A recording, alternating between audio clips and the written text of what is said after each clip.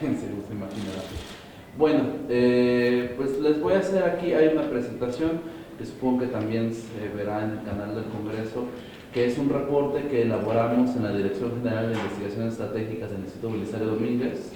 Pues como ustedes saben, somos un instituto que hace reportes estratégicos para el debate legislativo. Entonces a lo que nos dedicamos, mi coautor, que aquí está Edwin Ramírez, y Ernesto Orozco, que también está aquí, nos dedicamos a revisar el conjunto de las iniciativas que decían, que proponían de segunda vuelta, y fuimos a revisar la literatura, es decir, qué dicen las investigaciones hasta el día de hoy sobre el tema de segunda vuelta.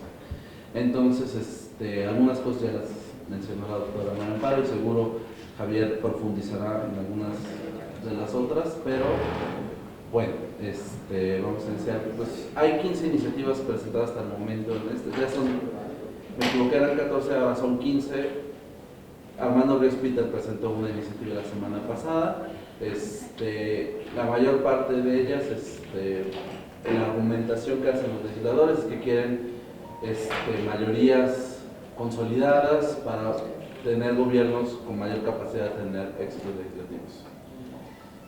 Pues ya lo dijo María Amparo, entonces no me voy a basar mucho, es los dos más votados, si no alcanza el 50%, el segundo sería un umbral o un margen entre el primer y el segundo lugar, y un cierto porcentaje, y hay unos casos bien atípicos que los verán aquí, que se pide una representación regional, que es el caso de Kenia y otros. Es decir, como se dan cuenta, estos son los sistemas presidenciales. Donde domina es claramente en América Latina y en África, donde hay sistemas presidenciales, donde existe estos candados de que haya 30, 40, 20%, segunda vuelta con 50 o 40, bueno, eso está en varios países, Argentina, Costa Rica, Ecuador, etc. Entonces, estas son las iniciativas, está muy chiquita la letra, lo sé, pero más para que vean, una gran parte de ellas han sido ya desechadas. ¿Por qué? Porque fueron desechadas durante el proceso de la reforma electoral de 2014. Es decir, fueron parte de las iniciativas que presentaron los grupos parlamentarios, y en medio de la negociación pasó gobiernos de coalición, pasó la creación del INE, la elección legislativa, y lo que no pasó fue segunda vuelta. El presidente Calderón, de hecho, presentó 2 ocasiones la intención de que haya una segunda vuelta en México. De hecho, él decía que la segunda vuelta en México se haría con una elección parlamentaria en la segunda vuelta, esperando pues que la segunda vuelta arrastrara una elección al ganador de la segunda vuelta con un Congreso más fortalecido para él. Pero bueno, aquí las podrán ver, la mayor parte de las iniciativas se enfocan en la elección presidencial, pero no en todas. Las que han presentado el Partido de Acción Nacional enfatizan también el tema de elecciones de gobernador, que también se haga segunda vuelta en elecciones de gobernador. Hubo una iniciativa ciudadana que llegó aquí y alcanzó las firmas para hacer la iniciativa ciudadana, que fue desechada hace poco, donde también propone a presidencias municipales, diputados federales, locales y senadores, es decir, prácticamente todo a segunda vuelta. Era una iniciativa más compleja, pero tenía eso. Y la mayor parte de las iniciativas es la segunda vuelta clásica, es decir, los dos, si no hayan alcanzado el 50%, pasan a la segunda vuelta. En otros podrán ver 40% de un margen de 10 entre el primer y segundo lugar, entre otros. Es muy interesante la iniciativa del Partido Verde Ecologista, porque esa tiene un poco las opciones que decía María Amparo, que son las opciones que ha dicho Malefa Beltrones, que es que si no, que pueden decidir cancelar la segunda vuelta si forman un gobierno de coalición con 50% del apoyo de la Cámara de Diputados. Esa sigue turnada en comisiones, entonces es muy interesante esa iniciativa. ¿Quién la presentó esa? El grupo parlamentario del Verde. ¿De Mario? Sí, la llamada Mario parece ser que sí la representó el Partido Verde. Entonces, bueno, los legisladores en sus exposiciones de motivos dan estas 4 razones de por qué adoptar la segunda vuelta en México. Genera ganadoras con mayor respaldo y consenso. Me evito un poco la palabra legitimidad porque siento que no podemos definirla también, pero bueno. Aumenta la participación, ayuda a la formación de coaliciones de gobierno y disminuye la conflictividad política. Entonces lo que decimos fue, pues vamos a ver si. Pues bueno, Shugart, de hecho, Matthew Shugart, Gabriel Negreto y otro autor, recuerdo el nombre, en política y gobierno hicieron un número especial hablando de segunda vuelta. Entonces Sugar dice que él dice debe haber segunda vuelta en México. Matthew Sugar dice que que esto permitiría que haya un ganador con mucho mayor consenso que el porcentaje con el cual están ganando últimamente los presidentes de la República. Sin embargo, hay varios detractores. Aníbal Pérez Liñán dice que no se requiere mayor absoluto para gobernar sistemas presidenciales, que simple y sencillamente con que llegue con un cierto porcentaje basta, no es necesario, podría ser mejor, quizás en una valoración. Y la aprobación presidencial según Salazar Elena, es decir, que alguien diga en una encuesta yo apoyo la labor del presidente, no parece estar relacionada con que se haga segunda vuelta. Y para enfatizar este punto, ustedes ven, así han estado las últimas elecciones, desde 1988 hasta la fecha. Entonces, como verán, ya el famoso margen reducido de la elección de 2006, ya un poco más amplio que tuvo el presidente Peña Nieto. En cualquier caso, en la elección de Fox, en la elección de Calderón y en la elección de Peña Nieto, en esas tres elecciones se hubiese realizado una segunda vuelta en algunos de los escenarios que han propuesto los legisladores. Pero quiero que recuerden esta gráfica para que veamos lo siguiente, que esta es la aprobación, que es una encuesta que hace Parametría usualmente. Si se dan cuenta, Vicente Fox ganó con un mayor margen de votación con respecto a Francisco Labastida Ochoa y pues, tuvo más o menos un mandato con bastante aprobación. Calderón, que tuvo una elección muy complicada, un margen muy reducido, una votación mucho menor que Vicente Fox, tuvo una aprobación, de hecho, de las más altas que ha habido registradas para un presidente de la República. Y en el caso de Peña Nieto, que ganó con un margen más o menos razonable de votación con respecto al segundo lugar, pues ha tenido una muy mala aprobación. Eso lo que nos quiere decir en esencia es que no necesariamente cuál haya sido la modalidad en la que fue electo la persona con primera o segunda vuelta va a determinar que se le apoye al presidente de la República. El otro argumento es que haya un ganador de mayor consenso, que no es la primera opción de los votantes en general, pero que puede ser el más aceptado.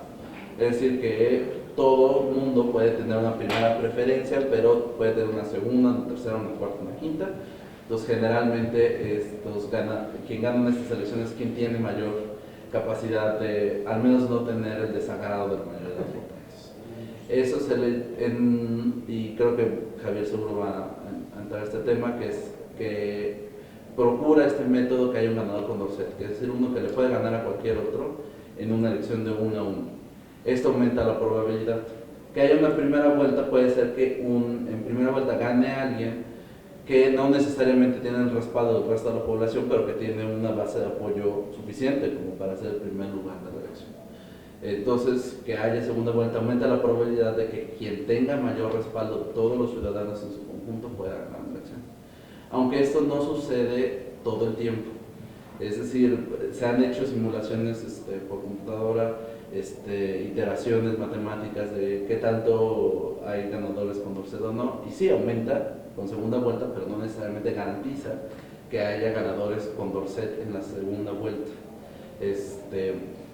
Y como Greenberg y Scherzer dicen, pues puede también pasar que en realidad la gente vote por un candidato menos peor. Ese es el caso para muchos votantes, seguramente fue en Francia, que una parte importante de la centro derecha y de la izquierda radical se abstuvieron de votar en la segunda vuelta porque no querían votar entre Emmanuel Macron y Marine Le Pen, pero Emmanuel Macron ganó en buena medida por los negativos que tiene Marine Le Pen, por poner un ejemplo, ¿no? Y lo interesante que encontraron Nave y Joygnant es que a veces los partidos políticos lo que hacen es justamente lo que hizo Marine Le Pen, buscar una posición extremista para jalar una cantidad de votos importante para alcanzar la primera vuelta. Al final de cuentas, las estrategias con una elección con segunda vuelta o posibilidad de segunda vuelta es que las personas o los partidos, los candidatos, hacen estrategias para llegar a la primera vuelta y pueden volverse mucho más centristas o mucho más radical dependiendo del país. Esta es una encuesta que publicó Beltrán y Cruz en Nexos, de un escenario hipotético de segunda vuelta. Esta se hizo en agosto. del año pasado. Es decir, esto es agosto del año pasado, pudo haber cambiado para ahorita, pero lo que nos muestra es que primero hay una alta volatilidad de preferencia del electorado. Si ven en la barra de allá de preferencias hipotéticas en el cuadro 5, hay muchos ninguno y hay muchos no saben no contestó. Es decir, puede cambiar las cosas a la hora de que voten. Y ahí vemos cómo si llegara en segunda vuelta qué candidato, por cuál otro votaría. Y si vemos en los resultados ya de una elección de segunda vuelta, pues hay una ganadora Condorcet en este escenario, pero por un margen muy reducido. Es decir, si la expectativa de algún legislador era que iba a haber un candidato indeseado por todos, e iba a haber otro que fácilmente le iba a ganar a ese candidato indeseado, sea quien sea, pues no se verifica. En realidad va a ser una elección muy cerrada, muy competida entre dos fuerzas políticas. Entonces, nada más para que se tengan en cuenta. Es una ejercicio muy interesante, es un artículo en Nexos, lo pueden revisar. La siguiente es, ¿qué hace la segunda vuelta? Permite que la gente tome decisiones estratégicas.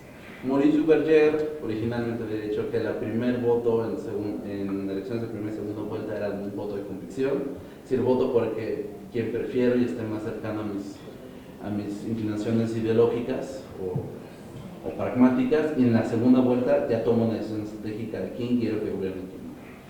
Pero Faubel, Christine y otros que han estudiado el caso de Francia, de hecho hacen experimentos y simulaciones, se han dado cuenta que los votantes de hecho toman decisiones estratégicas en las dos vueltas. Es muy interesante el caso de Francia. Si ustedes ven las encuestas, a lo largo de la campaña electoral se fue desplomando el candidato del Partido Socialista. Benoît Hamon tenía un 12 y pasó un 6, y quien fue creciendo fue Jean-Luc Mélenchon hacia el final de la campaña. Es decir, es muy probable que los votantes de izquierda antes de la primera vuelta vieran que su partido no podía llegar, entonces depositaron su apoyo a Jean-Luc Mélenchon posteriormente. Y todas esas consideraciones llegan, pues uno ve las encuestas y uno va comenzando a tomar decisiones de quién gana qué puede. De hecho, Beatriz Magalón y Alejandro Poiré hace mucho tiempo encontraron que el votante mexicano también hace decisiones estratégicas. Usualmente esas decisiones se hacen cuando hay márgenes pequeños entre primeros y segundos lugares. Seguramente pasó en el Estado de México que muchos tomaron decisiones de ese tipo, el famoso voto útil. Y pues Shugart reconoce que puede haber un candidato extremo en la segunda vuelta. La siguiente, si aumenta la participación, lo que han encontrado es que sí aumenta en el caso que haya márgenes pequeños. Aumenta la satisfacción con la democracia, aparentemente. Es nada más un estudio, entonces habría que seguir. Y en Chile parece que se aumenta la participación. Pero no hay mucho más en la literatura sobre este tema.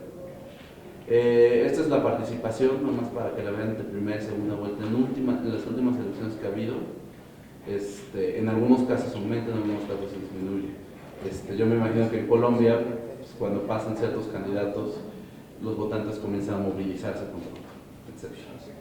En este caso el acuerdo de paz estaba en la discusión, entonces hay mucha historia y muchas dinámicas propias. Y la siguiente, la formación de coaliciones, que ese es uno de los temas más importantes. Son momentáneas y no permanecen en la formación de gobiernos de largo plazo, es lo que se ha encontrado hasta el día de hoy. Es decir, usualmente los partidos salían o dicen voten por tal, ya que yo no pasé la segunda vuelta porque quiero evitar que X llegue. Pero parece ser que eso no se traduce en coaliciones de gobierno muy sólidas. El caso de Emmanuel Macron, de hecho, es medio típico, porque lo que han logrado es desfondar a todos los partidos y llevarlos a su partido. Y la literatura también dice que la segunda vuelta parece incentivar el multipartidismo.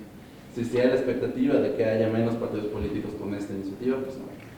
Y finalmente, en sistemas presidenciales, aunque no haya mayorías, estos sistemas pueden pasar agendas legislativas tan exitosamente como sistemas parlamentarios o que forman gobiernos, que es lo que todo el mundo ya no se contra las hipótesis originales de Maurice Duverger, Chebuk, Przeworski, que están, y pues la doctora Casares, de la que ha documentado de cómo podemos tener reformas a la Constitución muy amplias y profundas con gobiernos como los conocemos divididos.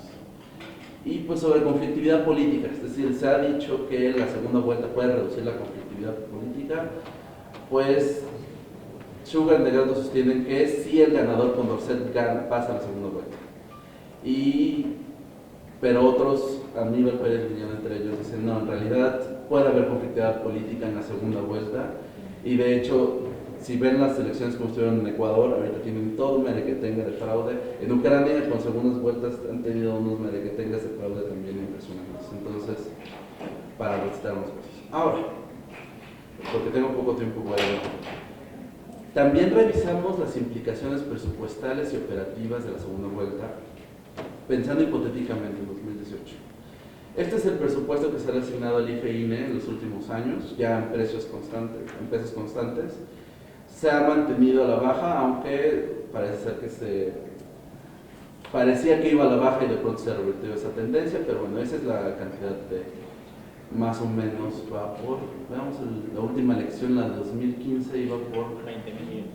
Un poquito más de 20.000 millones de pesos, ¿no? Para que se tenga en cuenta, ahora que tenemos también la discusión del costo de la democracia, pues esto es el gasto en partidos políticos entre elecciones, nada más para que se tenga en consideración.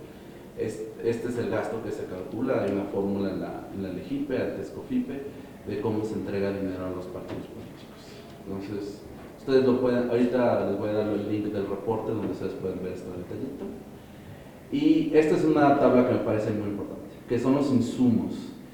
Como no hay insumo por unidad o insumo per cápita, entonces lo que hicimos fue encontrar nada más el gasto en general de todas estas cosas. Y esto es todo lo que se gasta en una elección presidencial: boletas, actas, materiales electorales, certificación del líquido indeleble, supervisores de campaña, asistencia electoral.